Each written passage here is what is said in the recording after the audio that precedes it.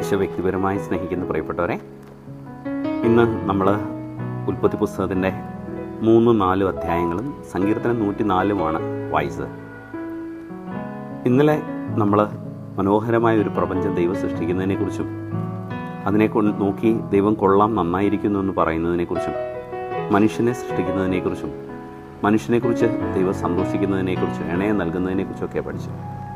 ഇന്ന് നമ്മൾ കേൾക്കുന്നത് എങ്ങനെയാണ് പാപം മനുഷ്യവർഗത്തിലേക്ക് കടന്നു വരിക, എങ്ങനെയാണ് ഈ മനോഹരമായ പ്രപഞ്ചത്തിൽ വേദന കലർത്തപ്പെടുക, അതാണ് നമ്മൾ കാണുക. നമ്മൾ 3-ാം അധ്യായത്തിൽ നമ്മൾ കാണുന്നത്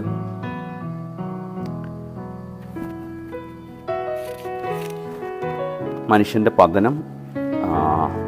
ഇവിടെ ദൈവത്തെ കൂടാതെ ദൈവത്തെ പോലെ ആകാനുള്ളതാണ് ടെംപ്ടേഷൻ. ദൈവം ഇല്ല എന്ന് സാത്താൻ അവരോട് പറയുന്നില്ല, പകരം ഈ ദൈവത്തെ വിശ്വസിക്കാൻ കൊള്ളില്ല എന്നുള്ള ഒരു നുണയാണ് അവൻ്റെ മുമ്പിലേക്ക് കൊണ്ടുവരിക.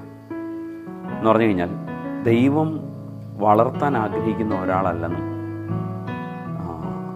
ദൈവത്തെ പോലെ ആകാൻ സാത്താൻ്റെ ചില കുതന്ത്രങ്ങൾ ആവശ്യമാണെന്നൊക്കെയുള്ള ചില ചിന്തകളിൽ നിന്നാണ് മനുഷ്യൻ്റെ പതനം ആരംഭിക്കുക. വൃക്ഷത്തിൻ്റെ പഴം ആസ്വാദ്യരവും കണ്ണിന് കൗതുകവും അറിവേകാൻ കഴിയുമെന്നതിനാൽ അഭികാമ്യവുമാണെന്ന് കണ്ട് അവളത് പറിച്ചു നിന്നു.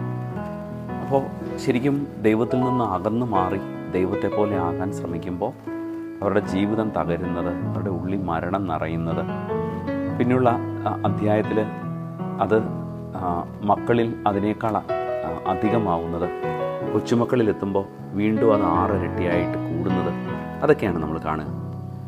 ദൈവത്തിൽ നിന്ന് അകന്നു മാറുമ്പോൾ എങ്ങനെ ഒരു ജീവിതം ദുരന്തമാകും എന്ന ശരിക്കും 3-4 അധ്യായങ്ങൾ നമ്മളെ പഠിപ്പിക്കുന്നത്. സങ്കീർത്തനം 104 ദൈവത്തെ വാഴ്ത്തുക എന്ന് പറഞ്ഞാണ് അവസാനിക്കുക. ലവ്യാദിനെക്കുറിച്ച് പറയുന്നത് സർപ്പത്തെക്കുറിച്ച് പറയുന്നതിനോട് ചേർത്താണ്. നമ്മൾ എപ്പോഴും ഓർക്കേണ്ട ഒരു കാര്യം, നമ്മുടെ വ്യക്തി ജീവിതത്തിലും മനോഹരമായ ഈ പ്രപഞ്ചത്തെക്കുറിച്ചുള്ള നമ്മളുടെ ആനന്ദം നശിപ്പിക്കാൻ ദൈവത്തിൽ നിന്ന് അകന്നു മാറുന്ന നമ്മുടെ ഓരോ നിമിഷത്തിനും കഴിയും എന്നതാണ്. ദൈവം നമ്മളെ രക്ഷിക്കാൻ കാത്തിരിക്കുകയാണ്. ഇവിടെ നമ്മൾ സർപ്പത്തെ മാത്രമേ ദൈവം ശിക്ഷിക്കുന്നുള്ളൂ. മറ്റു 2 പേരുടെയും ജീവിതത്തിലേക്ക് വേദനകൾ കടന്നു വരികയാണ്. ഈ ജീവിതത്തിലെ സഹനങ്ങൾ സ്നേഹത്തോടെ സ്വീകരിക്കുമ്പോൾ സ്നേഹമില്ലായ്മയുടെ പാപങ്ങൾക്ക് പരിഹാരമാവുകയാണ്. അതാണ് മനുഷ്യന് അധ്വാനവും, സ്ത്രീക്ക് പ്രസവവുമായി ബന്ധപ്പെട്ട ക്ലേശങ്ങളും, കുട്ടികളെ വളർത്തുന്നതുമായി ബന്ധപ്പെട്ട ബുദ്ധിമുട്ടുകളും ഒക്കെ സ്നേഹത്തോടെ നിർവഹിക്കുമ്പോൾ കൃപയായി മാറും എന്നതിൻ്റെ ഒരു ചിന്ത കൂടെ അതിൻ്റെ ഒളിച്ചിരിപ്പുണ്ട്. പ്രിയപ്പെട്ടവരെ, നമ്മൾ ഓരോ ദിവസവും മുന്നോട്ട് പോകുമ്പോൾ പരസ്പരം നമുക്ക് പ്രാർത്ഥിക്കാം. ഇതൊരു അനുഗ്രഹത്തിൻ്റെ ശുശ്രൂഷയാക്കുവാൻ വേണ്ടി നമുക്ക് പരസ്പരം പ്രാർത്ഥിക്കാം. ഞങ്ങളെല്ലാവരും പ്രാർത്ഥനയിൽ പ്രത്യേകമായിട്ട് ഓർമ്മിക്കുന്നുണ്ട്.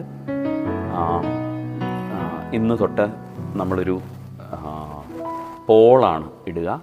അതിൽ നിങ്ങൾ വായിച്ച് കഴിയുമ്പോൾ അതിലിടുക. കാരണം നമ്മൾ 400 പേരോളം ഉണ്ട്. അപ്പോൾ ഇത്രയും പേര് പോസ്റ്റ് ചെയ്ത് കഴിയുമ്പോൾ അതൊരു ഡിസ്റ്റർബൻസ് പോലെ ആവുന്നുണ്ട്. അതുകൊണ്ട് ആ പോളിൽ കയറി നിങ്ങൾ എസ് അല്ലെങ്കിൽ നോ എന്ന് മാർക്ക് ചെയ്യുക. ദൈവം നിങ്ങളെ സമൃദ്ധമായി അനുഗ്രഹിക്കട്ടെ.